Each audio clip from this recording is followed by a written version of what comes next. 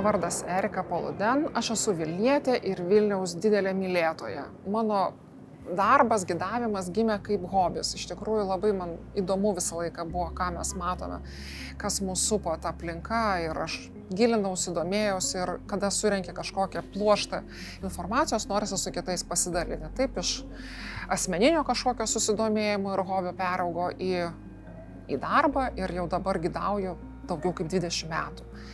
Labai myliu Vilnių ir galiu keliauti po pasaulį, daug kur esu buvus, visą laiką grįžtu su dideliu džiaugsmu ir kiekvieną kartą atrandu kažkokių naujų spalvų, naujų vaizdų, istorijų ir labai džiugina tas darbas su žmonėmis, nes per jų akis, per jų žvilgsnį aš kiekvieną kartą galiu pamatyti Vilnių naujai. Vilnius manęs nenustoja stebinti ir aš visada labai noriai dalinuosi visomis istorijomis apie Vilnių. Vienas iš tokių aspektų, kur irgi mes dažniausiai kalbėdami, pristatydami miestą kaip seną istorinį miestą, praeitis, didžioji kunigaikštystė, kunigaikščiai ir taip toliau.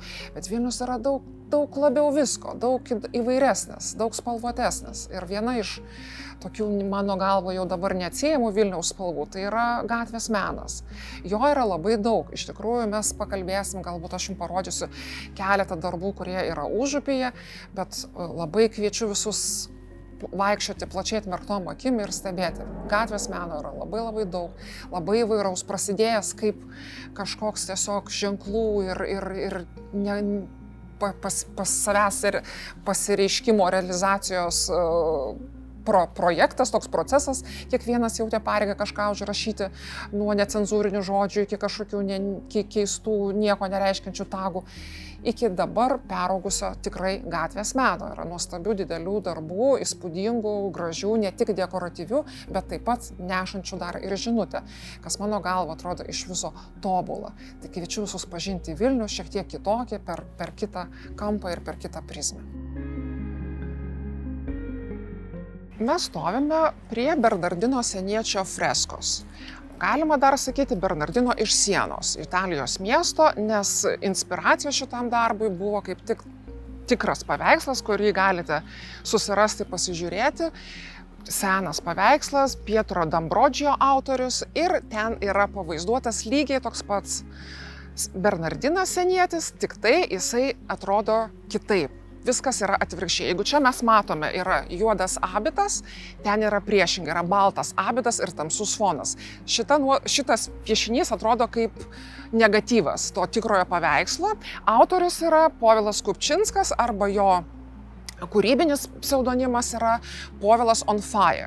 Kodėl tas pavadinimas toksai yra pasirinktas? Dėl to, kad jisai piešia suodžiais.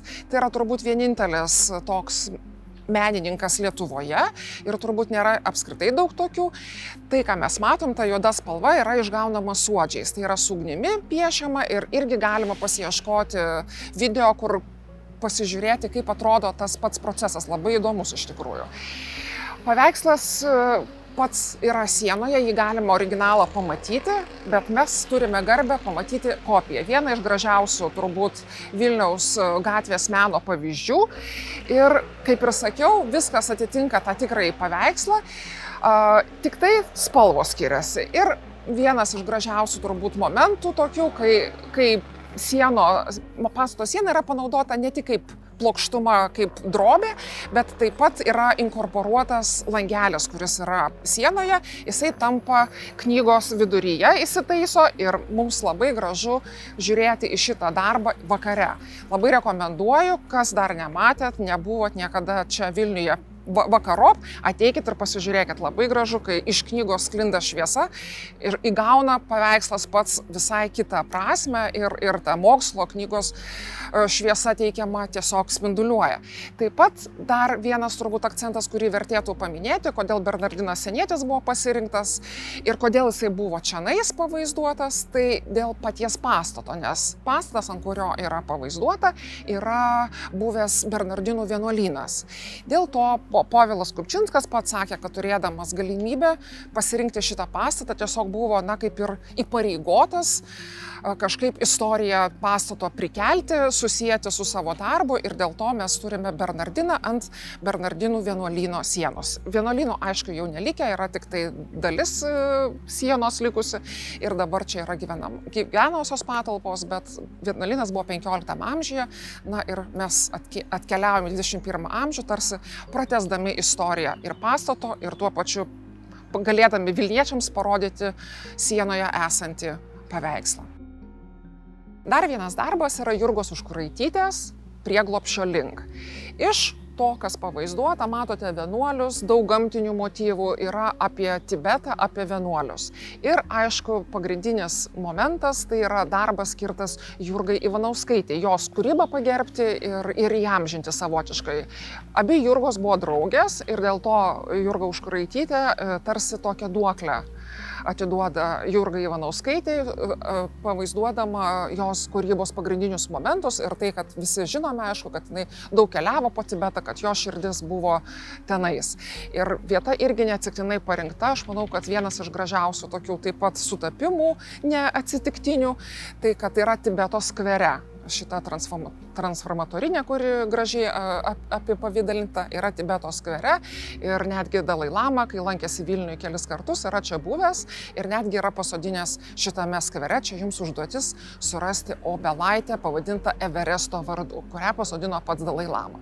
Ir taip pat, kadangi darbas skirtas Jurgai nuo Jurgos, tai atidžiai apžiūrėjus šitą darbą, suraskite užduotis tokia. Suraskite, yra užrašas Jurgai nuo Jurgos. Vienas originalesnių darbų Vilniuje tai yra Kedar Namdas indų menininko darbas. Visų pirma, mes neturim labai daug užsieniečių darbų, aišku yra, bet jau pats savaime faktas yra įdomus ir juolab iš Indijos. Pats menininkas yra tapytojas ir jo sieninė tapyba yra daugiau hobis. Jis turi nedaug darbų, bet buvo Vilniuje ir buvo jam suteikta galimybė parodyti savo meną. Vienas iš tokių turbūt pribloškiančių dalykų, ar ne, tos spalvos ir labai daug tarsi žiaurumo ir tokio baisumo. Ir tai yra jo žinutė. Iš tikrųjų, jo ir tapyba yra labai panaši. Krūvinas fortepijonas ir čia viskas taip ganėtinai baisiai atrodo, bet jo ir yra mintis, kad menas neturi būti tik tai dėl gražumo, tik tai kaip dekoracija. Tai turi turėti žinutę ir jo pagrindinė žinutė tai yra apie smurtą ir nelygybę visuomenėje, kuri yra labai gaji, o jeigu dar mes prisiminsime, kad menininkas yra iš Indijos, tai turbūt tas skirtumas yra dar didesnis. Klasių ir taip pat nelygybės. Visų pirma, jo viena iš tokių pagrindinių temų ir tapyboje yra parodyti smurtą prieš moteris, ginti moteris ir atkreipti visuomenės dėmesį, kad tai nėra gerai ir reikia kažką su tuo daryti, tai dėl to jo darbai tokie atrodo labai žiaurūs. Bet tokia ir yra mintis, kad turi žmogus sukrėsti, turi priversti jį pagalvoti. Ir kodėl atsirado čia, tarkim, fortepijonas? Tai gal daugelis iš jūsų atsimena, kad šitam kieme buvo keletas pianinų ir fortepijonas ir pamatęs instrumentus jis iš karto pagalvojo, kad galima panaudoti, nes čia, kur stoviu aš, stovėjo fortepijonas. Tai buvo tarsi tęsinys instrumento ir grojantis žmogus. Taip pat, jeigu jūs pasižiūrėtumėt į stilistiką, šiek tiek primena Šarūną Sauką. Iš tikrųjų, abudu kūrė skirtingose pasaulio kraštuose ir vienas kito nepažinojo, bet kada Kedar Namdas buvo Vilniuje, jie susipažino, juos suvedė, nes visi pastebėjo tą panašumą tarp autorių ir juos suvedė ir jie susipažino ir kiek žinau, tai netgi gavo Šarūno Saukos darbų reprodukcijų albumą.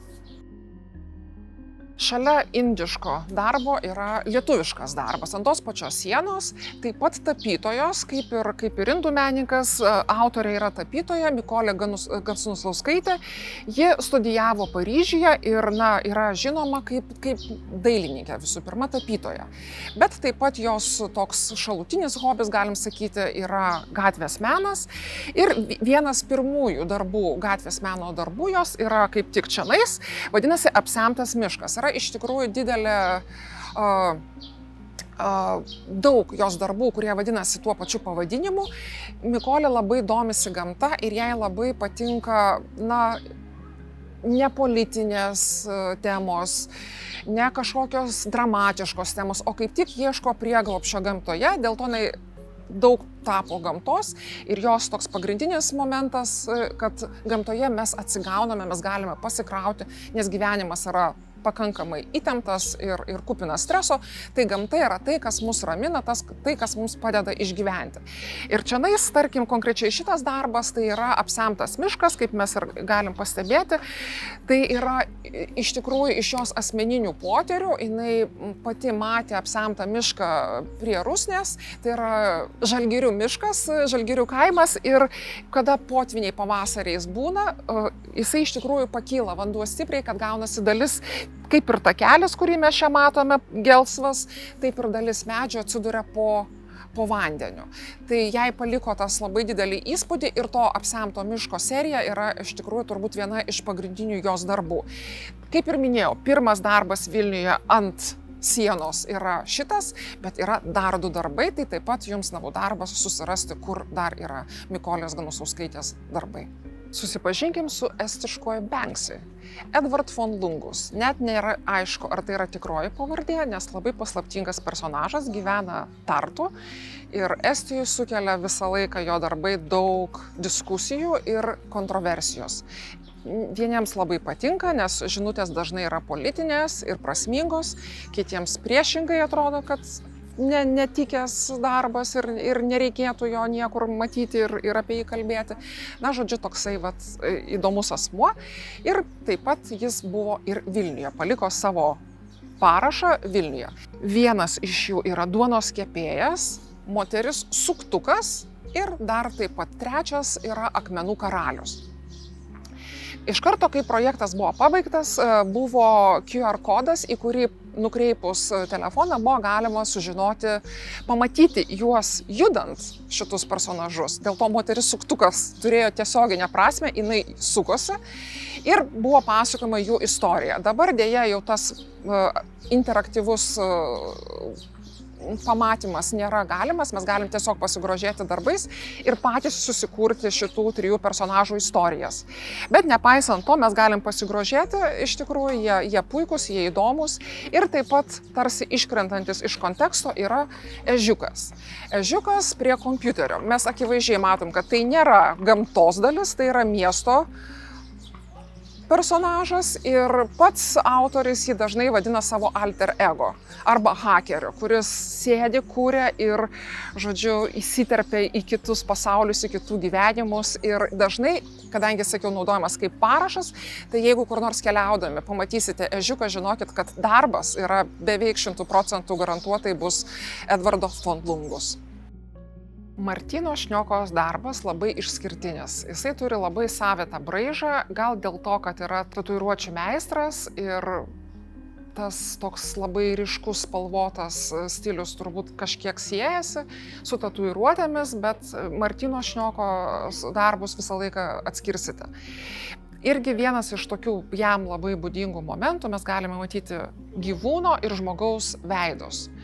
Ir tai nėra supriešinimas, tai kaip tik yra tarsi pabrėžimas, pasižiūrėkit spalvinę prasme, tos spalvos tos pačios tiek gyvūnui, tiek žmogui, tarsi pabrėžia, kad mes esam tokie patys, mes esam susiję, mes nesam skirtingos gamtos dalys, mes priklausom tai pačiai gamtai ir dėl to, toks savotiškas kaip ir kvietimas rūpintis gyvūnais, nes mes susiję, tai yra mūsų broliai.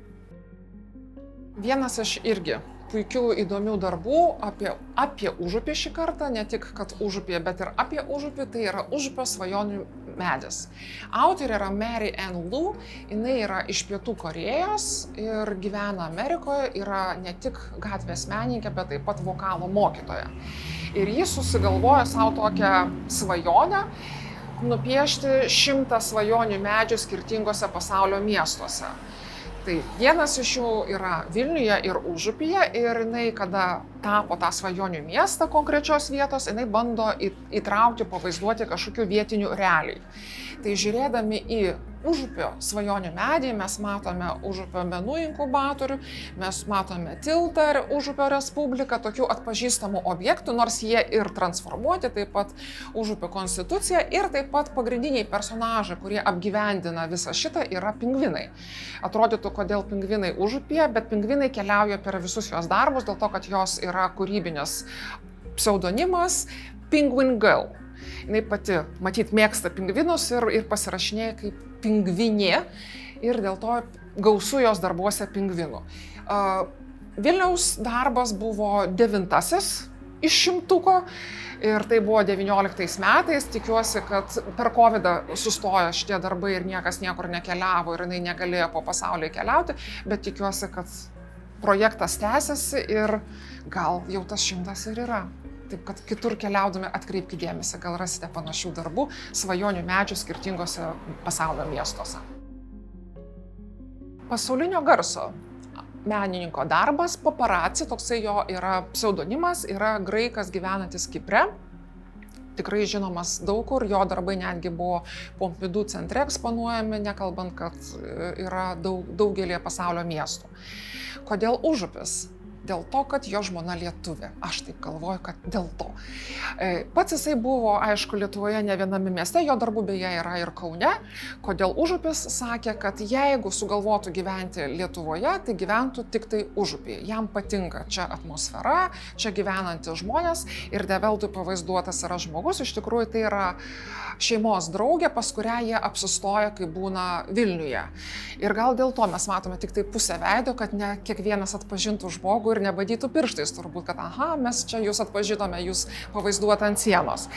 Bet gražus darbas ir iš tikrųjų dar atskleisiu vieną paslaptį, kad matote tas gėleles apačioje, lygiai tokias pačias gėles dar galite pamatyti ir Mikėnuose, bet ne graikiškose Mikėnuose. Panevėžio rajone yra kaimas Mikėnai ir ten yra tokia irgi nedidelė transformatorinė, kuri yra ištapyta tokiom gėlytėm, dėl to, kad močiutė sutuoktinės gyvena Mikėnuose ir aišku, jie lankėsi ir kada buvo tapomas tas darbas, tai visi kaimiečiai buvo suėję pasižiūrėti ir labai stebėjosi. Pradžioje sakė, kad gal ne, bet po to buvo taip gražu, kad sakė, galite ir ant mūsų namų patapyti ką nors gražaus. Tai va, tai Paparacis yra Lietuvoje pakankamai žinomas, Kaune, Vilniuje ir netgi Mikėnuose. Jonui Mekui skirtas darbas, kuris yra Jono Meko vardo skersvėjyje. Jūs teisingai išgirdot, ne skersgatvėje, bet skersvėjyje. Šitą pavadinimą davė pats Jonas Mekas, būdamas Vilniuje, lankydamasis Užupyje. Ir ta idėja gražiai panaudota įgyvendinant šitą darbą, nes turbūt daugelis iš jūsų atpažinote, kad piešinys yra darytas pagal Antano Sutkaus fotografiją, gerai žinoma, bet taip pat yra detalių, kurių mes nematome nuotraukoje. Visų pirma, aišku, apie pačią nuotrauką kalbant ir šitą darbą, tas ikoninis vaizdas, kai Jonas Mekas šienauja pievą su savo kamera.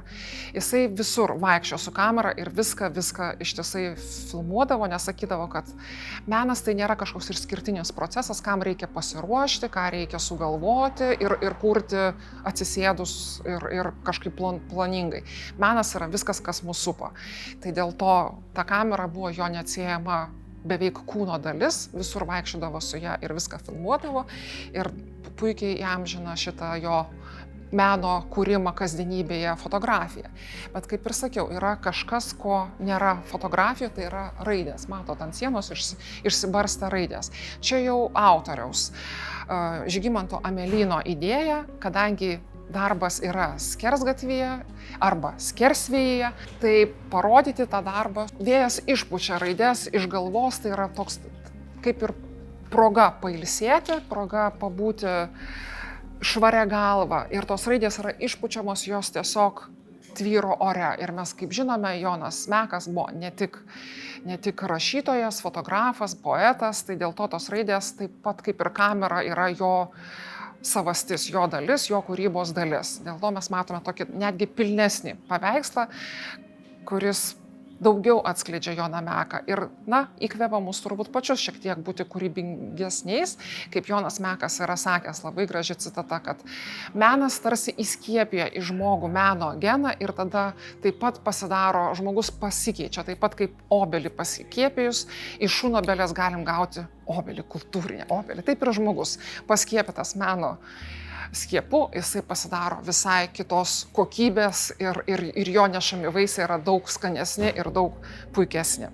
Ačiū už dėmesį. Smagu, kad išdrįsot pasivaikščioti, pasigrožėti Vilniaus gatvės menu. Mes aplankėm tik tai užupį, tik tai keletą darbų. Tai yra lašas jūroje. Vilniuje daug daugiau to meno ir aš labai kviečiu jūs pasidomėti, paieškoti, pasigilinti ir pamatyti Vilnių kitomis akimis. Ačiū labai.